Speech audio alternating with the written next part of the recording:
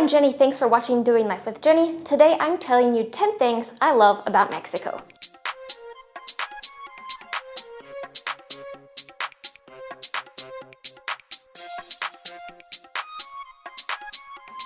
Number 1, the people. They are so welcoming. They want you to feel comfortable.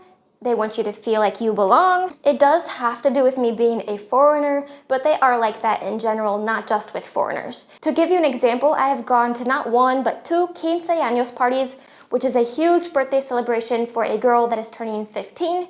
And I didn't know the girl. I didn't know the girl's family, but I knew the person I went with, therefore I was welcome. Like, here, dance, eat. You need something to drink.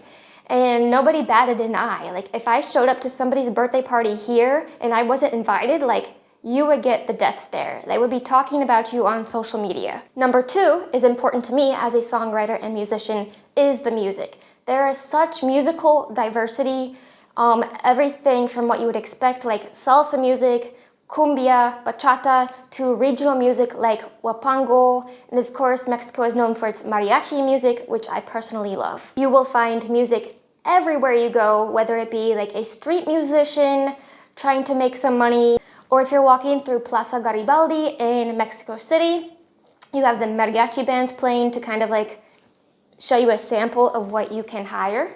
Or shops just playing music as you walk by. And of course there are lots of dancing opportunities, whether it be like an actual venue you go to dance, or just you randomly show up to a town and there's a festival with live music, which happens all the time. Like, I went to Las Grutas de Tobantongo in Ixmiquilpan, Hidalgo, and that night after we were finished swimming, we were walking around town and there's a festival and there's a band.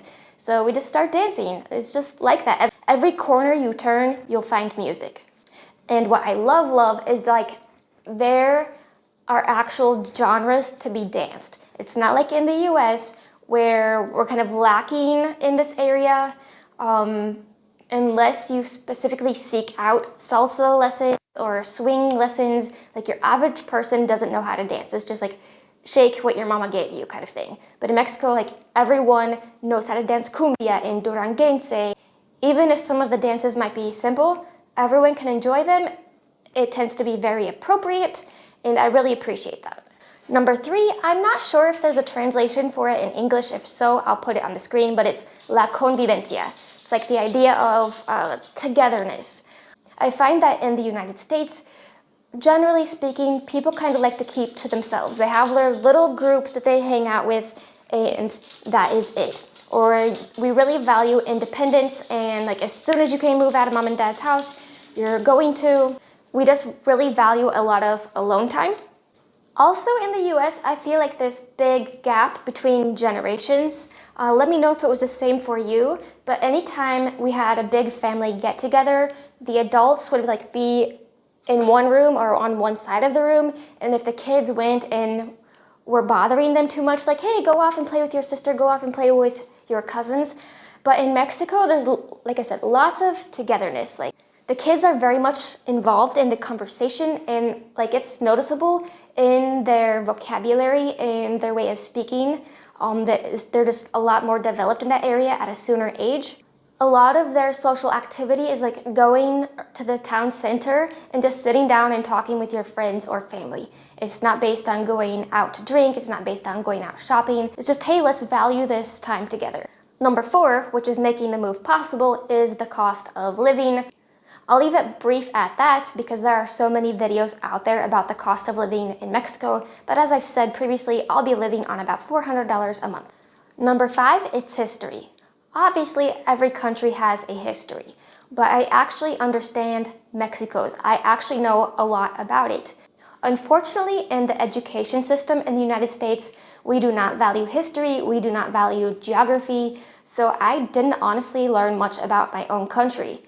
The teachers, unfortunately, were like, here, read chapter 5, do the questions at the end of the chapter, and they never really explained it to us. So once I started learning Spanish and I took some history classes about Mexico in college, I just really found out that I actually enjoyed the subject. So I was able to learn about Mexican history, and it has been so incredible to go to Mexico and like, hey, I know about that.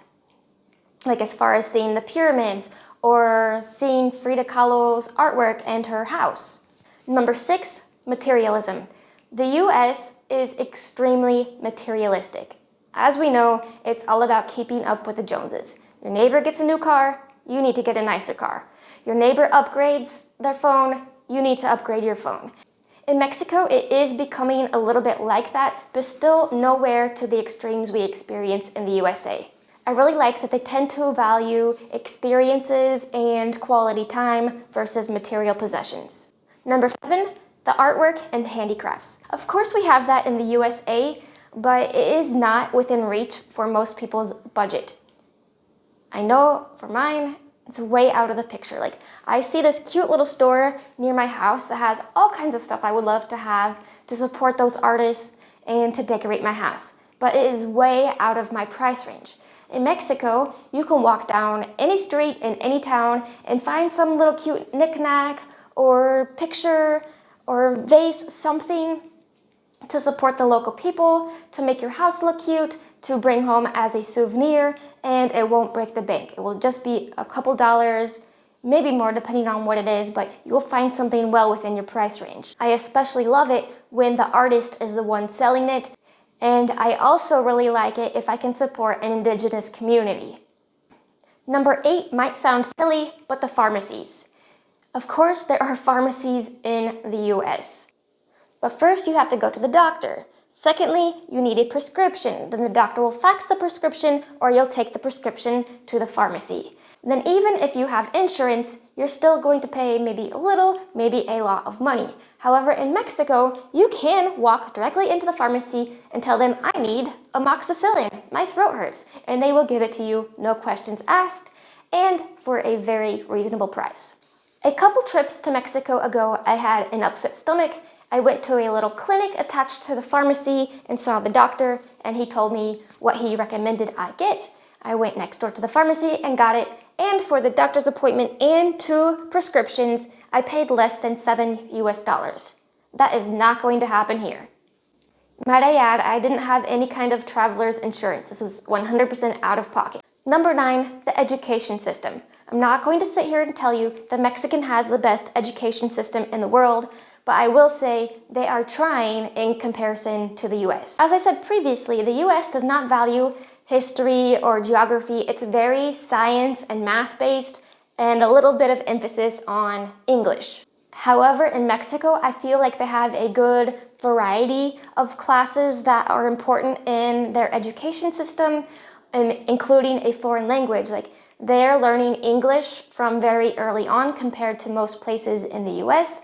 It is very common to send your kid to a bilingual school. To give you an example of what I mean by this, one of the first times I went to Mexico, my now ex-husband's sister was getting ready to go into the equivalent of high school, and she had to take a test to qualify to get in or for placement in the correct class. I'm not exactly sure, but on her exam, she not only had Spanish, because that's the language of the country, she also had English, civics, history, math, science, a good variety of subjects, not just like it would be here, English, math, and science, and not even real science, just can you read a graph? In Mexican universities, you start with courses for your career from day 1. They're not making you take basket weaving. They're not making you take statistics if you want to be an engineer. They're not making you take music theory. They're not making you take calculus if you want to be an English teacher. You start right off the bat with your courses, and as a result, you're getting a very solid education because you have 4 years studying for your career instead of what in the US is kind of like 2, because your first 2 years tend to be mostly general studies. And number 10, the lack of chains or big businesses. Of course they exist there. There are Mexican chains. There are a ton of US chains as well as chains from other countries. But generally speaking, you're more than likely going to be doing business with a local run shop. Whereas in the US, I'm going to go to Walmart because it has everything I could possibly need for the day and at a great price. If I go to a locally owned business, Yes, I would love to support them, but generally speaking, I can't afford to buy shoes there when I can get the same thing at a big business for a lot cheaper. Because unfortunately on my paycheck, it's just not possible. It's not that I don't want to, it's just not possible. But in Mexico, it is the norm that everything is locally family owned, so you're going to get great deals. I really appreciate you watching today's video. There will be a part 2 coming soon. If you would like to follow me on my journey from moving from the US to Mexico, hit the subscribe button and turn on the notification bell. Thanks a lot.